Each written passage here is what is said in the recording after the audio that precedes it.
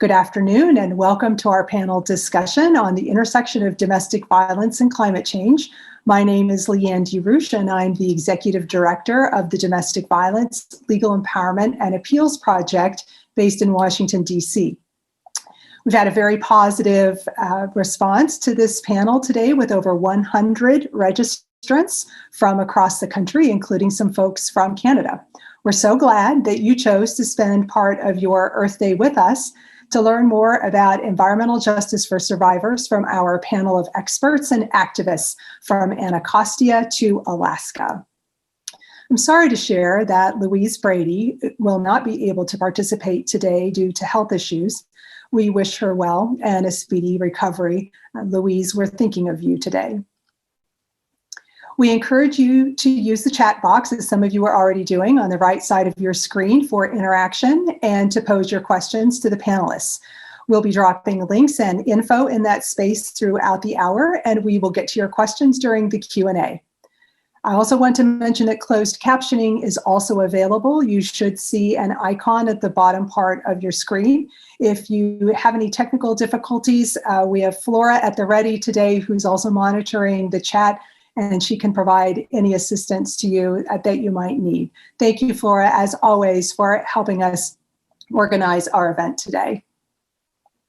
If you're not already, please follow us on all social media platforms, and we encourage you to post content from the panel. Be sure to check out DV Leap's website to learn more about our organization and our DV Leaf initiative. Before we continue, it is important that we pause for acknowledgement of the land where DV Leap is located. I am using the words of the DC Coalition Against Domestic Violence, of which we are a part. We acknowledge that this event is taking place on the ancestral and unceded territory of the Piscataway and Pamunkey tribal nations. We recognize the genocide and forceful removal of tribal communities from this land and honor the diverse indigenous communities that continue to reside here today. We also pause to speak the names and honor the lives of 16-year-old Makia Bryant and 20-year-old Dante Wright, who were both killed recently by police. We stand in solidarity with those who demand justice and equity for the Black community and an end to this violence. For those not familiar with DV Leap, we are the only nonprofit in the United States that provides pro bono or free legal appeals to survivors of domestic violence across the country. So why are we interested in climate change? Good question. First, it poses an existential threat to every single one of us and demands our urgent attention as individuals, by our communities, by our employers, and our government. We have less than 10 years to dramatically reduce our greenhouse emissions, most of which are caused by fossil fuels, and the clock is ticking. We are pleased that President Biden is hosting a global summit today with world leaders to address the climate crisis, and that he has announced his goal to reduce emissions by 52% by the year 2030. Second, one of DV Leap's core values is intersectionality, which means we recognize that the systems of inequality and dehumanization that fail to protect survivors in court are the same structures that result in the death of Black people at the hands of police, the rise in Asian hate, violence against trans individuals, the desecration of tribal lands by pipelines, abuse in families, and the climate crisis. Gender justice is racial justice, is environmental justice, is survivor justice. These oppressions are linked and caused by a need for power, control, and domination over people and the natural world. At their root are the dangerous ideologies of white supremacy and patriarchy. Finally, our commitment to the self-empowerment of survivors, ending violence against women, and taking on the precursors of abuse, including climate change. Out of that, we created DV Leaf. Our goals are to advocate for the inclusion of survivors' voices in policy, educate others about the intersection of domestic violence and climate change, and plant trees to honor victims, facilitate healing through nature, and mend the earth. We hope you'll join us in these efforts. Today's panelists will help us begin to understand these complex intersectionalities. Given our brief time together, the hour will be focused on unpacking the problem, with future panels focused on solutions and our response.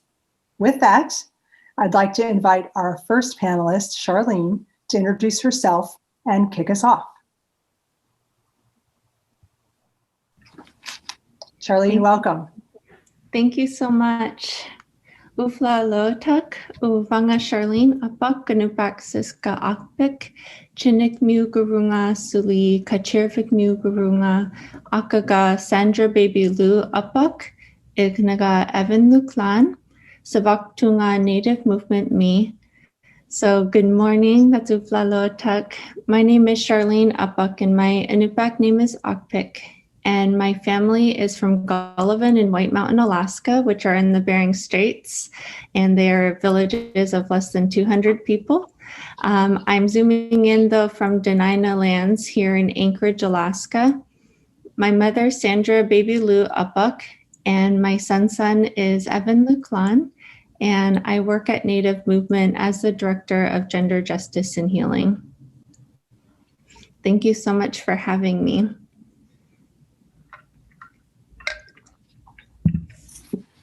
So it's an honor to be on this panel, and I'm really excited to hear from the rest of the panelists as well. And, you know, that's one of the best things about being asked to speak is really getting to learn with others. And so I'm just going to offer a few thoughts about what we do up here in Alaska and some of the observations that I have from my organization at Native Movement.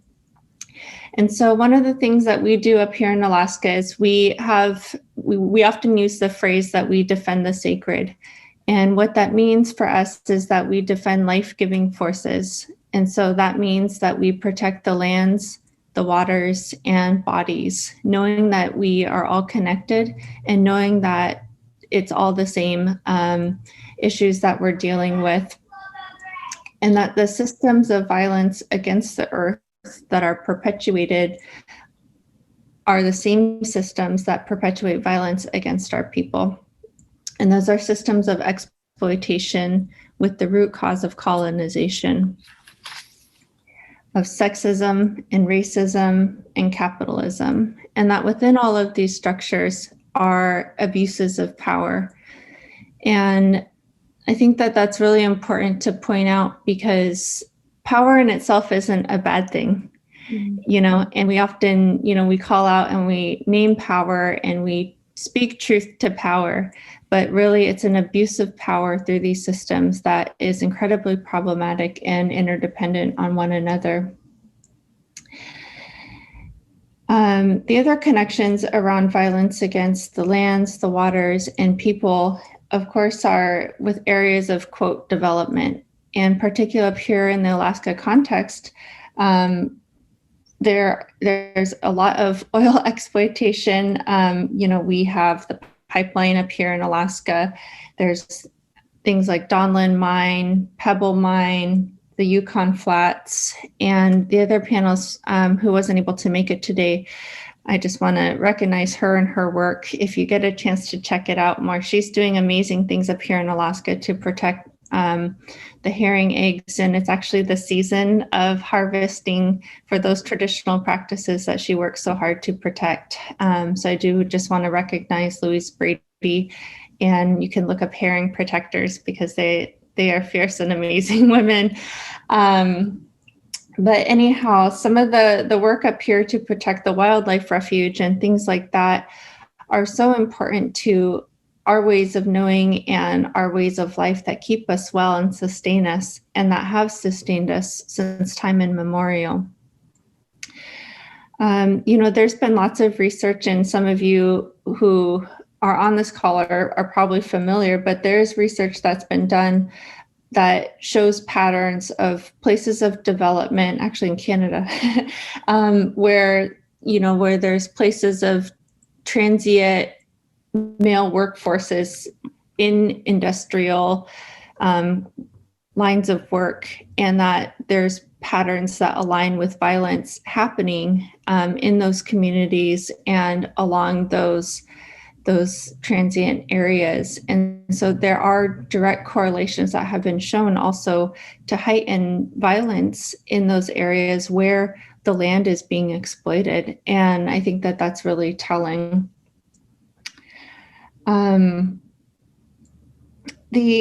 The other part that I think is important to talk about with, quote, man camps, is that oftentimes when we talk about violence and we talk about these issues, sometimes it's remarked that, well, violence happens to men. And yes, violence does happen to men. You know, men are absolutely victims of violence, many forms of violence as well. But oftentimes that remark is brought up to override the experiences of women and femme-identifying people. And I think that it's really important that the conversations and the spaces, the healthy spaces and safe spaces to talk about violence against men are made in a separate way that can truly honor those experiences and be talked out in a good way. And it's definitely a need of exploring and making sure that is a part of the conversation. But I think it shouldn't be talked about in an effort to override the experiences of femme-identifying people.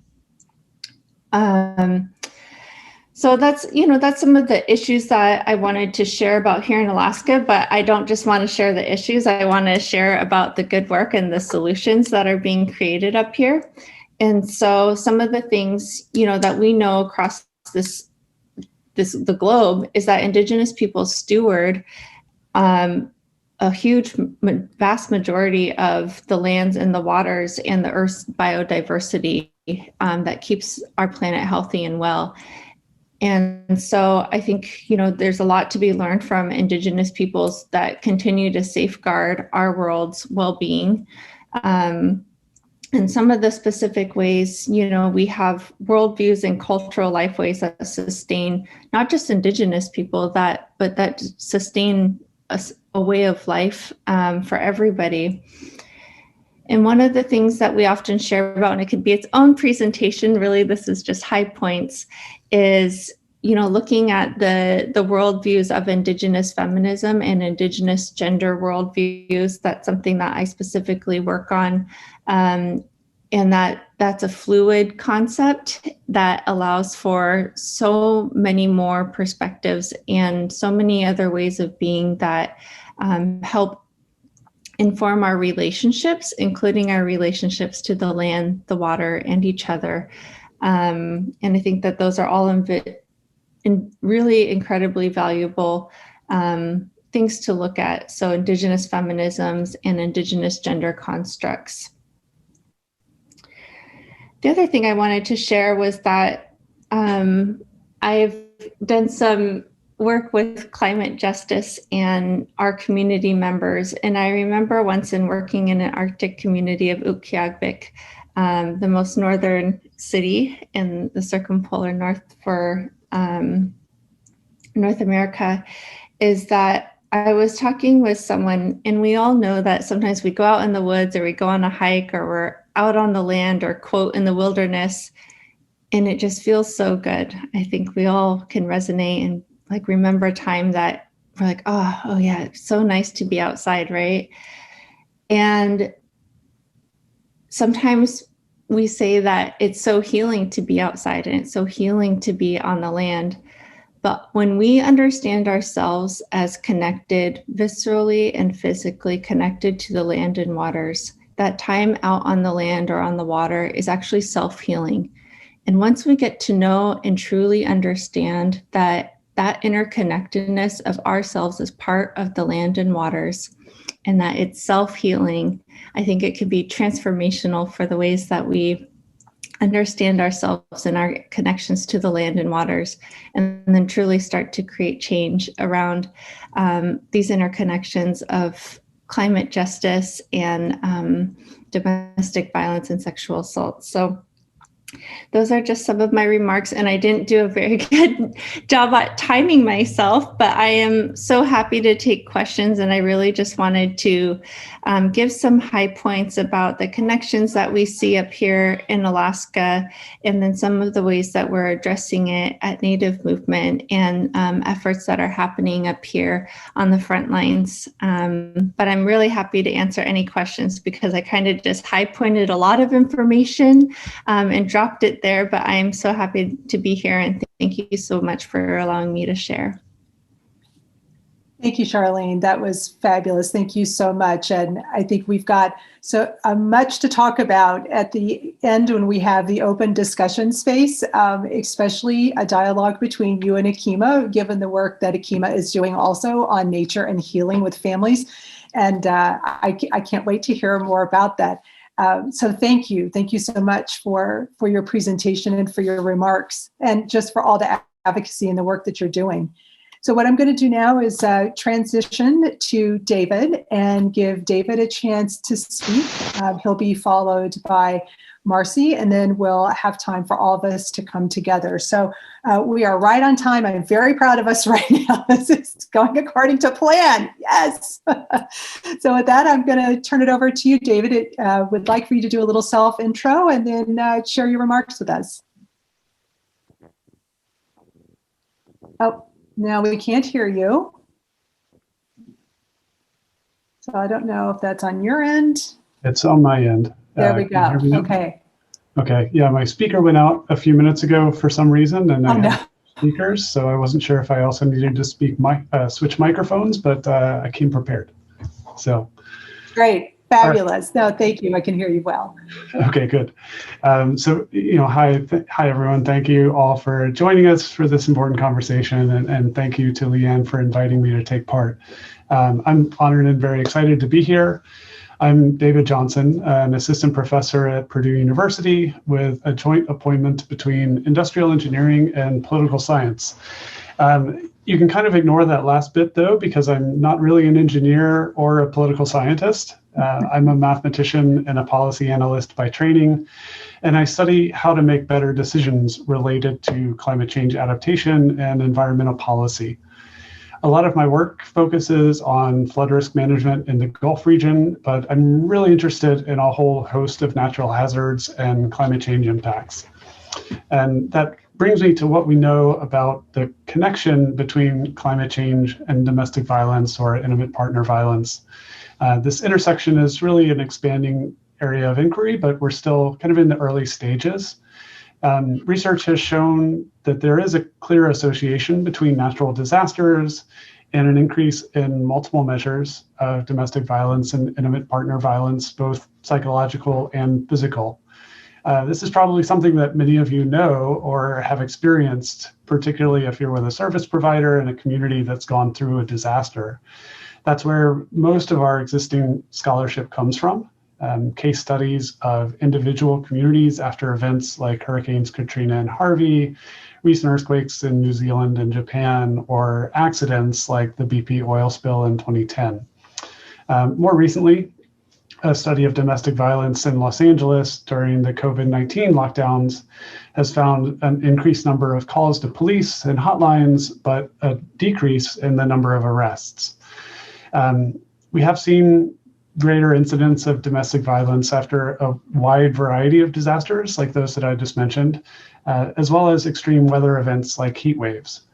And pretty much all of these phenomena are projected to increase and become more severe in the future under climate change. And so we would expect the response to also increase and potentially become more severe. The issue is that we know much less about the causal factors that link natural hazards to increased violence. There are plenty of possibilities. The devastation from disasters produces economic stress. It displaces people from their homes and disrupts their established patterns of activity. They may lose friends or family and are at higher risk of alcohol or drug dependence. And all of these things are associated with a greater likelihood of committing or being subjected to violence. Post-disaster reconstruction efforts are also often male-dominated and lead to an influx of men into vulnerable communities that women may experience as creating a threatening environment, like Charlene mentioned about transient work communities. So the post-disaster relief and recovery environment illustrates also how women are disproportionately impacted by climate change. But this is really just one example of how the impacts of climate change are distributed unequally.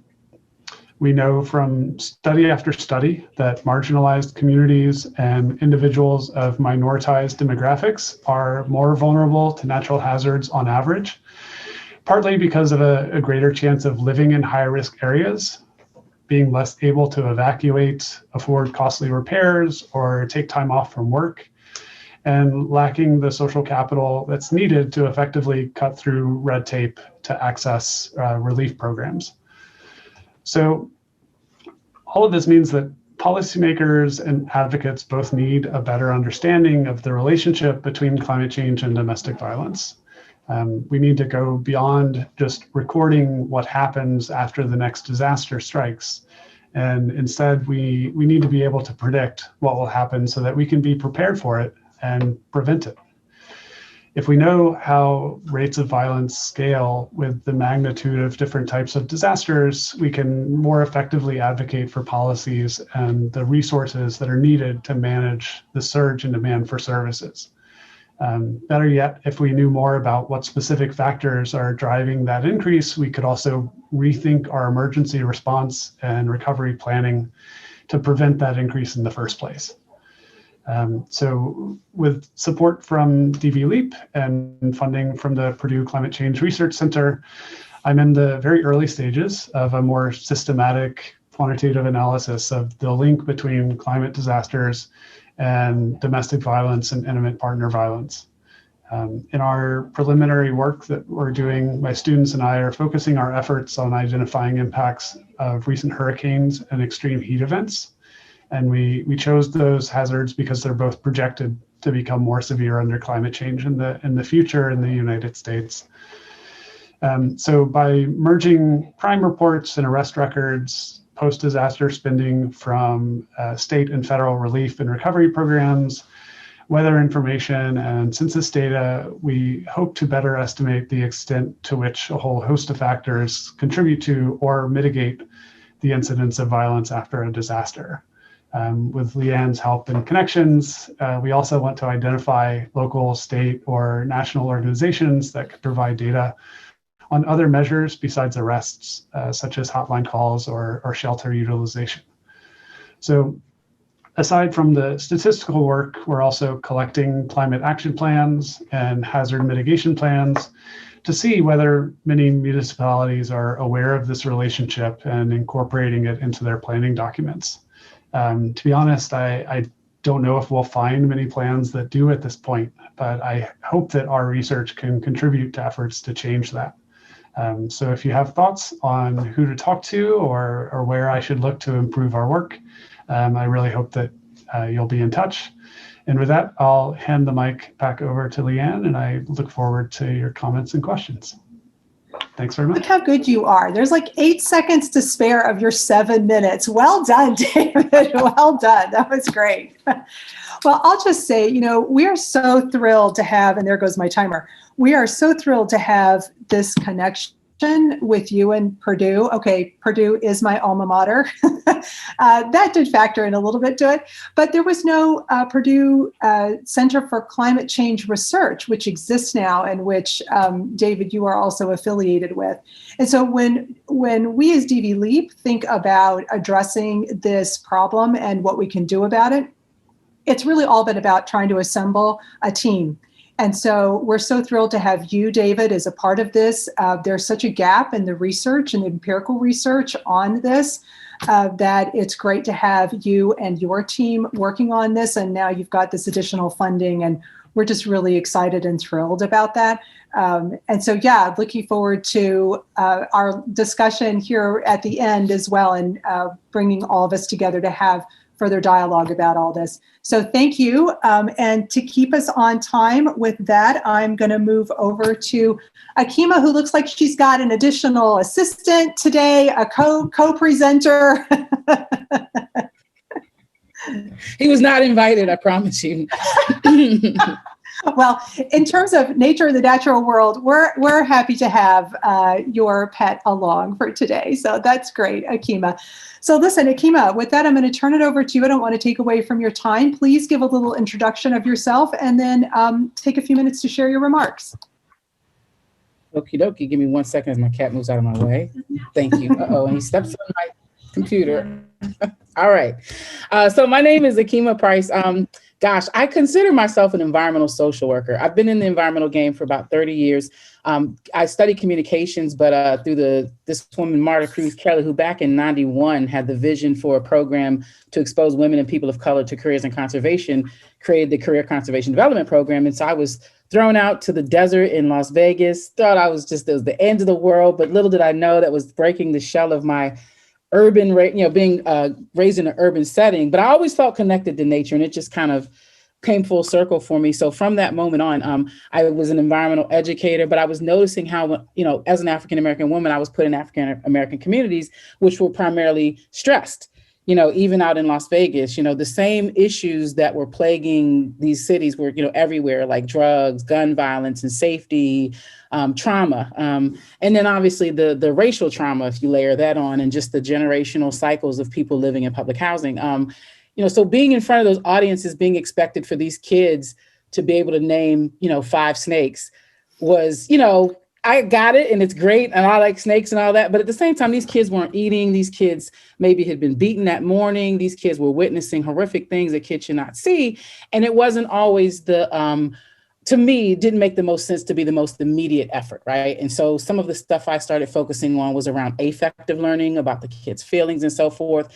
But the environmental field at that time was very much about cognitive. And so, I left the environmental field technically and started working more with social service organizations because I realized their outcomes weren't in alignment with my outcomes. And if I could help consider those safety issues, the snake part wasn't hard, right? Because you get everybody nature draws some sort of reaction. And even if it's a cookout, not even if it's a lesson, but even if it's just a creative way to be engaged outdoors, I always got that awe factor. And so nature was never the hard sell. It was kind of getting the environmental field to open their lens up to consider not just the physical environment and the planet, but the social environment and the people and the root of the trauma of a lot of people and why those disconnections were there. And so environmental justice and environmental racism just was layered on top of that. So in addition to trying to teach these kids about 5 snakes, I need to be talking about flooding, or you know what I mean? But some of these concepts were so deep that some of these things had to be taught to parents. But again, if you're working with populations of people who never owned anything, that sense of ownership of just even feeling like I own this to care about it was not there. And so environmental things were not as easy to talk about until after it had rained and we're looking at flooding, or when you've got these increased risks or kids with asthma or adults with asthma. Like asthma is a huge problem in the African-American community. And so that coupled with kind of just the general impact of being stressed and trying to figure out how to feed your kids, stay safe, pay the bills or whatever, the generational trauma of just why do I even feel like this, the mental health issues. So the way all this, I think, connects back to climate change is that these folks are already stressed. So in the face of something like a natural disaster, which is tremendously stressful, especially if you already didn't know, where your meal was coming from, that could impact whatever little system you did have. But I will say the flip side of this is that those communities are incredibly resilient. And I started working with a woman named Dr. Marian Krasny at Cornell, who was doing the civic ecology lab, where she was talking about how community stewardship built natural resistance. And so once I started to weave that into my practices, it kind of helped me come full circle to now do like nature-based human development, where we're looking, climate change isn't always the lead in for me, right? I think climate change now is in mainstream enough that people hear the term, but to really understand it, not just leaving it at that, we got to save the planet, but kind of like, how can I sustain myself to where I can be good on a regular day? I can be as good as I can be in a natural disaster state where I've got the mental health, I've got the outside support, I've got the strength in my family to feel like I can endure, so that people, when they face climate change, they don't have to feel victimized, because, and or also this, the division factor. Like, I don't care how much money you have, you're still going to be impacted by climate change. You know, tornadoes do not discriminate. I think there's some science behind, obviously, the construction of your neighborhood and the floodplains or things that you may have in place to be resilient physically in those things. I think, you know, we need to open up climate change to not just be about the planet, but also from an empowering perspective of the fact that I even have a say means that I have worth and power and I can do something. And so that alone, without even factoring, again, the domestic violence and so forth, I mean, it still calls back to that need for that personal power in whatever situation. And so a lot of my work focuses on mental health. Like, if you can just take it day by day enough to even wake up and feel empowered, because a lot of people in trauma are living day to day. They can't even think about a year out, let alone a week out, you know? And so one more thing I want to add too is getting people to expand their thinking when they say environmental degradation, to also realize that gentrification is a form of that. And so you've got people that are being displaced and experiencing, I would say, something comparable to natural disasters in their own personal lives, you know? So I think there's opportunity in nature because, you know, whether it's just spending time and getting that natural awe, or if it's empowering parents to rebuild their relationships with their families and positive experiences outdoors. I mean, there's just so many opportunities I've seen and am still building on about how to use nature-based spaces for empowerment. So I'll just give one example. One of the things we do is engage women both virtually and in person in the park. And we talk about things that empower them to make better decisions so that they can make the decisions to walk away from abusive relationships, where they foster that self-love and self-worth to believe from an authentic place that I want better, I deserve better. No, you know, because I think so many of these women and men who are in these domestic violence situations stay in these places because of that sense of self-worth. And so that's what I try to do. I think I've got 37 seconds left, and I'm going to stop here because I want to beat David's record. 30 seconds for well done, Akiima. Well done. Yeah. That was great. Thank you so very much. I have a follow-up question for you around this notion of community stewardship that you mentioned. That seems like it's so key to the work that you're doing. How do you create that? So what is it that you're able to do? And then I'm also really, because I was a family scientist for 20 years, really interested, studied family functioning, taught family functioning. You and I need to have another conversation later about this. But I'm curious also about what is it about family dynamics as you're trying to incorporate community stewardship to get buy-in and ownership as well? How do the family dynamics interact with that? Do you find if you just get through to the kids and it works with the parents, like how do you approach it? I'll tell you, I'll be real honest with you. When I first started, I loved working with children, and I tried to avoid parents at all costs because I'm like, they're adults, and you know, I had my own personal feelings in it. And then I realized that you could have the best week, 2 weeks, month with this kid, and it could take one bad weekend for them to come back and be disassembled mentally. You know, one of my first experiences that we were talking about water and fish, and this kid was just off the hook. And a teacher pulls me aside and she's like, you know, he saw his mom get her arm broken this morning, so he might be, you know, not really connecting. And that floored me. I thought, I want to stop talking about fish. Like, who am I to talk about fish? And how do we, and that really kind of motivated me. And to get to the answer to your question, though, like when we think of stewardship, well, first of all, the value of families, right? The family unit, we all need that community unit. That our first community is our family. And if you don't have that, you're missing, that to me that's poverty. I just read this morning in this article about how Blackfoot Nation, they didn't know of the concept of poverty because to be in poverty would mean that you did not have a family member around you. I was in Brownsville, Texas, and I realized I didn't see very much homelessness, but you still had stressed communities. And this woman told me that for you to have a family, if they knew which family you were part of, to know that your family let you not be in shelter and fed was a disgrace. And so families didn't let family members be this. So families are key to this, right? But not everybody has a textbook family either. You might have family from people that you build around you, but you need a village. And so I think it's hard for people who didn't have that to have a concept of stewardship. So this is another word I try to reframe, because when I talk to teenagers who are like, you know, why would I pick up trash? It's just going to be back on the ground again, stewardship. But then when I say you steward your Jordans, they understand what steward means. You care for something that you value. And so I actually am trying to push us even further to do something around like therapeutic stewardship, where people who don't have anything else to do or have this built up stress, or men who have anger issues, or women who have anger issues, giving them the opportunity to come to this park whenever they need to blow off some steam, when they find themselves, being triggered and feeling like I want to put my hands on somebody. Some of the women we work with are admitted abusers as well. And we're trying to deconstruct that through a form of exhibiting care towards something that ultimately, I can't put words to it, and I haven't done a white paper or anything on this, but I just see how nature engagement helps to dissolve certain stresses around people that bring out their not better me, if you will.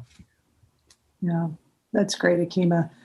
Such fabulous and important work that you're doing. I really appreciate just the opportunity for all of us to learn more about it today. So thank you for that. I'm going to switch gears and keep us on schedule, and invite Marcy to come into view and take herself off of mute. Marcy, we are interested in what we can learn from you about policy and legislation. So if you'll do a brief intro and then share your remarks, I'd appreciate it. Thank you. Absolutely. I'm so grateful to be here today and to learn from the other panelists. My name is Marcy Karin. I'm a law professor and direct the Legislation and Civil Rights Clinic at the University of the District of Columbia's David A. Clark School of Law. Our clinic represents community groups and nonprofit organizations on systemic reform projects that improve gender, racial, economic, and disability justice. And for the past few semesters, DV Leap has actually been one of our clients. And I've had the pleasure of working not just with Leanne and her team, but also with 8 students who have been able to really support their work. I want to lift them up, and so I just put their names in the chat. Especially because a couple of them, today was their last day of law school and they are graduating shortly. And so I just want to really thank them for working with me on this. My comments are building off of the work that they've done for DV Leap over the last year. I am going to share 3 things quickly. I'm going to first explain what those 8 wonderful law students, soon to be law grads, have done. Some of them are looking for jobs, so feel free to reach out to me afterwards. I can happily recommend and pitch them to you. So I'm going to explain their work, then I'm going to offer an overview of the existing policy landscape, and then I'm going to mention some opportunities moving forward. And so first, what did we do? Right. We, and by we, I really do mean my students, they looked at the existing landscape, right? They looked to see what laws exist, what opportunities might there be moving forward if they identified gaps to fill in the gaps in the spaces. They looked at existing laws, they looked at international treaties, they looked at proposed legislation and regulations and executive actions and case law and guidance on the international, federal, state, local levels. And they also looked at academic literature and publications by think tanks and NGOs and nonprofits and news stories. And they did this to really get the lay of the land, right? And then after looking at all of that, right, they then began to reach out to scholars in these spaces with some follow-up and to talk to some advocates and activists with expertise in domestic violence or environmental refugees or other related areas. And they're in the process, those that aren't graduating, of creating some plain English overviews of each of those areas for DV Leap and their website that offers starting places for those of you that are new to the policy landscape in this space, essentially reading lists for where to go to learn more. But to give you the elevator pitch on what they found, right, based on all of that work, right, their takeaway was that current domestic and international legal and policy frameworks do not really meaningfully address the impacts of climate events or climate stressors or the way they amplify environmental injustices against survivors of domestic violence. And that's not to say that there isn't law or policy in this space, because there is. And there are laws that address domestic violence, and there are laws that address climate change, right? And there are even some laws that begin to address the intersections, right? But there's nothing nationally that centers this intersection as the big ticket item that needs to be addressed or responded to. It's often the add-on or an afterthought as opposed to a strategically designed intervention with this intersection at the focus. And so, Leanne mentioned that today was not about responses, but rather identifying the root causes. And so the root causes can all be exacerbated and harmed by the existing legal, policy, or political structures that fail to acknowledge or address this problem. And so I'm going to dig just a little bit deeper quickly in the interest of time to see how laws or the lack of law and policy to address community needs can be problematic, because the status quo is, quite frankly, part of the problem. And so what is the existing legal landscape at the intersection of domestic violence and climate change? There is, again, no existing federal law that comprehensively addresses environmental justice, let alone that does so for survivors. There also is no federal law or agency tasked with addressing the impact of climate change on domestic violence as that sort of, and pardon the intentional frame, big boy issue, right? There are, however, some laws that authorize public policy responses in this space across the government, whether it's the U.S. Global Change Research Program that's tasked to understand and predict and respond to global change, or whether it's a resilient, inclusive, and sustainable environmental RISE grant out of USAID's Office of Gender Equality. There are some things and there are some grants that have funded interventions and education in these spaces.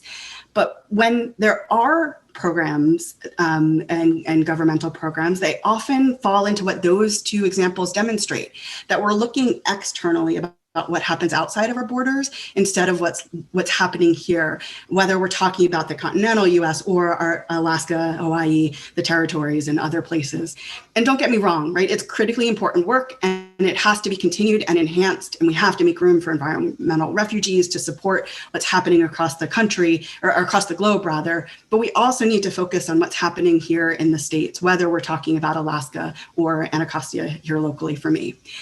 And so there's some guidance and there's some inclusion and policy frameworks at home, right? There's some mentions in national and local resiliency and adaptation plans and programs. And our friends at Purdue are going to find some, but not enough, right? So for example, FEMA's National Response Framework, which is the sort of federal government's guide for how to respond to all types of disasters and emergencies, they include items related to climate and identify, groups of emergency support functions for coordinated responses. And they include one that, addresses food, emergency assistance, housing, human services, that includes, needs of some survivors in response to disaster. And their materials do acknowledge that a strategy is needed, for alternative shelter for survivors who need to evacuate during climate-related disasters. But there's so much more that's needed when you listen to the experiences of other speakers. And if federal statutes aren't providing enough of a framework in response, we can change the law, right? We can collectively ask our representatives, right, to do something about it. And there are some federal proposals that would address some parts of environmental justice for survivors. The Women in Climate Change Act, the Safe from the State Act. There are two pending bills that intentionally integrate the needs of survivors into responses to climate change. And there's a growing number of other proposals, right, that would address environmental justice for vulnerable communities, for which survivors are often members, right? Whether we're talking about communities of color or women or people with disabilities, those are also important and may help survivors, but they can also miss potential triggers or trauma that can be caused by needs that do not overlap with parts of an identity. And even if we don't change federal statutes, right, there are things the government can do, right? President Biden has a strong record and years of advocacy for survivors of DV, most notably with the Violence Against Women Act. He's also prioritized addressing the, climate crisis, including with today's announcement of, 52% emissions reduction work. He's tried to lift up the need to address environmental racism. To me, this is an ideal space for him and his team to enhance leadership in both climate and survivor support. And of course, legislation isn't needed to jumpstart this work, right? He can build on prior executive actions and address some community needs here. There are other levels of government, right? There are state and local things. There are some mitigation plans that have acknowledged that survivors exist and have needs, and there's real opportunities there, whether we're talking about local commissions on climate change and resiliency here in the district or across the country. And I'll say the most promising models, in an interest of time, I'll say it quickly, are built on a robust international movement that's emerged to tackle some of these spaces, right? Building on the United Nations Framework Convention on Climate Change, right, which is it's really at the center of the international movement to address climate justice and gender-based violence work. The Paris Agreement, which we just rejoined, acknowledges the need for gender-responsive processes and adaptation. UN Climate has done some work in this space. The UN Human Rights and the efforts to implement CEDAW, the Committee on the Elimination of Discrimination Against Women, didn't originally reference climate change, but later implementations have made the connection clear. And so the international models, some laws and public policy efforts, they exist, right? But they're not enough.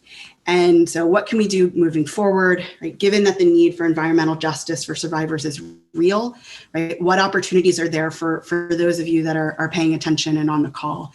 To do that, we need to start talking about solutions by recognizing that we can't address the problem until we understand it.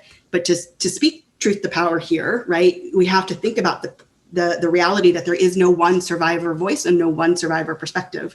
So we have to find ways to engage policy stakeholders with a variety of survivors and bring them to the table. We also have to bridge the gap and help communities come together and break down the silos so we don't keep moving forward with environmental climate stakeholders over here and gender-based violence stakeholders over here and anti-racist environmental justice stakeholders over here, that instead we have to sort of work together and talk and have more conversations like these. And only then, right, can we sort of get, POTUS to act, can we get Congress to act, can we get mayors and city councils to use their bully pulpit to raise the need to acknowledge, assess, and respond to this problem, right? And so I hope that we continue to talk about it. I hope that we center survivor experiences. And again, that we remember that, intersectionality is and should be a key consideration when we're looking at environmental justice and gender justice and racial justice and disability justice, and that these all multiply each other and need to be considered in the mix. I also hope that we continue to work together to catalog and expand, right, the data so that we can come up with the right policy interventions. So building the case, right, and then acting. Thanks, Marcy. Wow, there's just so much to cover. And I just want to say, too, and acknowledge the fabulous relationship that DV Leap has had with UDC Law School, with you in particular, with your teams of students. I'm so glad you identified them in the chat today. It's just been a fabulous experience. We've learned so much ourselves. Most of the content at the DV Leaf tab on our DV Leap website is content that was created for us by UDC, thanks to the students. So for those UDC students that are with us today, thank you so much. I really appreciate all the work that you've done on this, and you as well, Marcy. It's been a big lift, and there's so much work to do and more to come, right? The relationship continues. We've done this over several semesters now, and we're just thrilled to be working with the law school and with you and with the law students. So thank you for everything. And for the students that are on today, thank you so much for everything that you've done. Well, listen, I want to invite everybody back into the circle. And if you would unmute yourselves, that would be great. So wonderful to have everybody back on the screen for us to have a little bit of a dialogue. So what I'd like to do is just start with the panelists. You all have had a chance to hear from each other now. I'd like to just take a step back and see if one of you has a question for the other.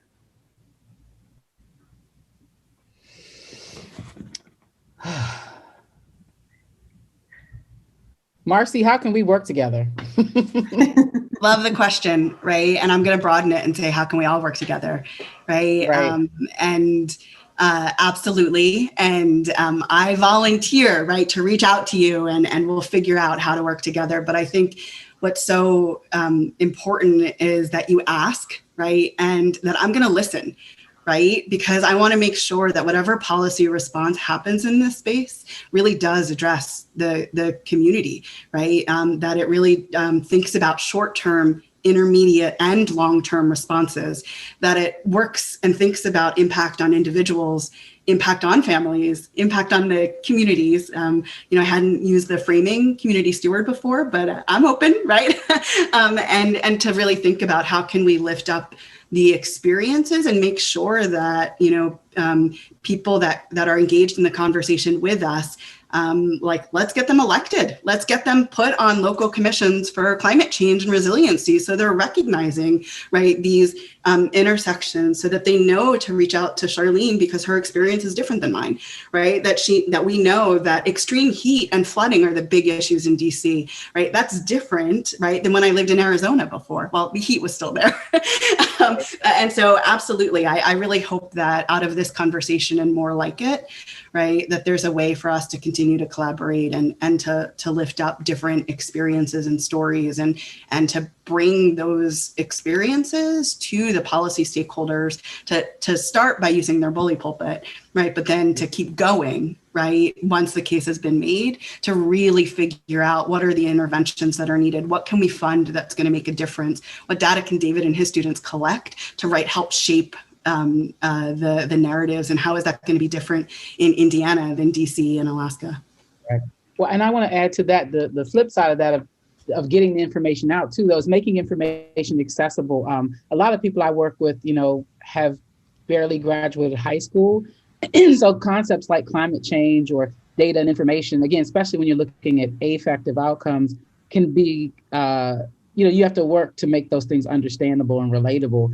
And so I guess what I just wanted to pinpoint here to add into these conversations is just the importance of, we get it, we can do these things behind the closed doors. We've got this awesome group of people who are in the academics and who do come to the table hungry, but how do we make this accessible for the actual audiences, the victims of this abuse, or the victims of what are these said injustices that we talk about, because it does spread far, wide, and long and deep. That actually relates a little bit to a question that I wanted to ask. I do work in the policy space, but this is kind of a new space for me. And so I know how important it is not just to generate information and crunch statistics, but to know how local communities could use the information is just as important to inform what information ought to be generated. And so I'm very interested in hearing from those of you who are working with survivors, working with policymakers and other stakeholders. What information do you need to more effectively communicate with those individuals? And how can I best incorporate local knowledge into that story to kind of frame it more effectively for communities at the appropriate levels to make change? I have a response to that, and is that it was going to be my question to David, but since you're asking, it's being thrown back at you. So one of the things that I know I've been interested in wanting to unpack a little bit up here in Alaska and addressing understanding and getting like a full picture of what it looks like in data is the rates of violence against LGBTQ and 2+ people. As invisibilized as some of our groups are in data, and we're missing in data, I think that group is even more so invisible in data. And so I think, that would be one group that I would challenge these kinds of partnerships to work together. And also knowing things like, one of the things that came up in my mind as I listened to the other panelists was also, we're talking about natural disasters and things like that. And surprisingly, the pandemic didn't come up in our conversations, but how much the pandemic really made visible the inequities and really what many of us are facing on these fronts. And so I think that's also important to highlight. The other one that Akiima, you made me think about was youth. And oh my gosh, this is also such an important area that is youth-led, and there's so many amazing youth voices. I think of many of our frontline youth up here who are very strong advocates for, just amazing young people. And so uplifting their knowledge and their voice, because we're really stewards of we're borrowing this land from them, our future generations. And so those are some of the thoughts that came up, and kind of my question or response to David asking, what could be used, or what can we better look at in data? David, I'll add to that, answering your question, but also including what Charlene just said, because it's all interconnected. We have women within our networks who are survivors who then become these strong advocates. Like one woman in particular, she does a lot of domestic violence work. She works with some of the mayor's efforts on domestic violence, and even hosts things in our park. Like that last year, she hosted a survivor, something with poetry, but where the women kind of spoke. They did some poetry and spoke their experience. But it was really powerful. But like, how do we, like looking at this data, one, for that I'm not alone thing, because if I feel like I'm one of, and you tell me like 18 out of every 20 women or this, or however we can use those statistics to be compelling enough to say you're not alone. But then also, again, empowering those people who are in those positions to be like the domestic violence survivors, to one, maybe help inform that by sharing it with them, kind of in a think tank, and them saying, well, that doesn't matter because I'm trying to figure out this or whatever. But then also, looking at them to be our amplifiers of whatever information we do agree is important for them to better understand, and or, training them to incorporate climate change in their work, to explain to women as well, because I think it's happening. People just they think climate change is this thing way up here, and they don't realize, again, when the park floods, when this happens, or just even water accessibility, which we don't really talk about. I think there's a way to maybe train these women to, because these are the women that people trust, versus me coming in as an outsider, that may be able to connect the women into this and they find their place in it as well. Oh, someone just said something about water accessibility. And Marcy, I wanted to say this when you were talking. I went around, when I was working with that Cornell effort, I went around to these 12 different cities, and I was asked, I took the word environment, and I had this cross section of environmental challenges and assets. And so one of the things I never had on my list was access to water. Everybody's problem was water quality. When I was in Arizona, they had access to water issues, and that really blew my mind. And when I talk to urban communities about people who don't have access to water, they can't even fathom, not having water. So that's something really important that I just wanted to add to what you had said. Yeah, I'll just pepper in, my mind is going in so many different directions right now too. And it's a sign of a good event, DD Leap, so good job. It's both local and not, right? Like these issues are both hyper localized and not. There's themes that go across. And so when I'm thinking about what data is needed, or how do I use the data, which includes stories to me, right? It's both people's experiences and stories, as well as sort of aggregating responses to targeted questions, right? And how can I use that to then convince a local commission on climate change that actually domestic violence does involve some unique needs that need to be respected, even if it's for, a Black woman that is disabled and living in poverty over the age of whatever, right? That there are some additional things, right? And I need both the stories and the ability to contextualize an individual story, right? And I need a local story to get that local community commission to want to respond. And that's a hard thing, both because I don't ever want to out people as being a survivor or in any number of other groups, right? And also, right, because I don't want to re-traumatize people by asking them to tell their story time and time again.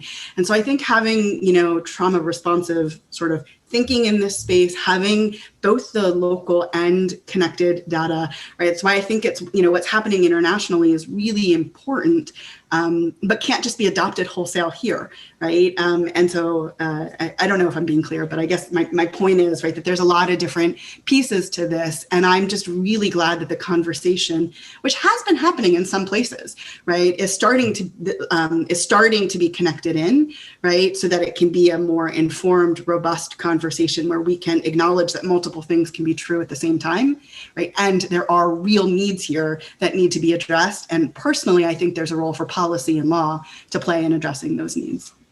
Mm-hmm. I just wanted to acknowledge that we are at 1:30. There is just never enough time for these conversations and these events. But out of respect for everyone's time, I do want to wrap this up. Here's your actionable item. For those of you who are participating today, you can obviously see that we could use your help. So Flora actually has created a form that we will send out to those that participated today for you to complete, which is acknowledging ways that you might be able to support DV Leaf in this effort. Perhaps you know of survivors who have a connection to where their violence was connected to climate change. We would like to be able to collect stories and share those stories with others, with all the considerations that Marcy just mentioned as well, of course. So we could use help with that. Some of you have reached out already in the chat to say that you have access to data and that you would be willing to share that with David as well. There's so much more that's going to happen with this particular team, I hope. The plan is after this panel for us to reconnect, to think about how we could move forward. But we can't do it without your support. So I hope that you all will engage with us, get involved with DV Leaf. Again, that form is a way for you to do that. The other thing you can do, one of the things that we know it's most effective with respect to climate change is to tell one other person. Just talk to somebody else about what you learned today.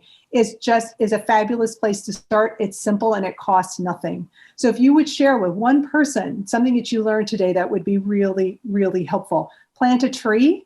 That's also one of the great ways that we can combat climate change. It is an action that we could take. We have that possibility through DV Leap. So you can go to our website to see more about our Mother's Day campaign. You can plant trees in honor of survivors and in honor of the women in your life. You can also look forward to our October event. October's Domestic Violence Awareness Month, and it's looking as if we'll be able to have an outdoor large event where people can come together, and we're literally going to plant trees in DC, hopefully over in Ward 7 and 8, with some of our partners, bring survivors, plant trees in honor of survivors. It'll be a fabulous picnic, family friendly. So we'll talk to you more about that as well. So thank you. I want to say thanks to the panelists. You all exceeded all expectations that I had. This was incredible. And I wish I could keep you around all afternoon to continue because it's just so rich and multi-layered and so much for us to discuss. So let me say thank you to all of you for participating today. With the rise in global temperatures, women are going to continue to bear the burden of climate change. We've got to prioritize how we're going to address this and the impact of climate chaos and its interaction with domestic violence. We invite all of you into that. It's the only way we're going to create change. So again, thank you. Thanks to all of our panelists. You were amazing. I really appreciate it. Thanks to all attendees. More to come. This is just the beginning. So thank you. I appreciate you all attending, and we're going to sign off now. Thanks so much. Take care, everybody.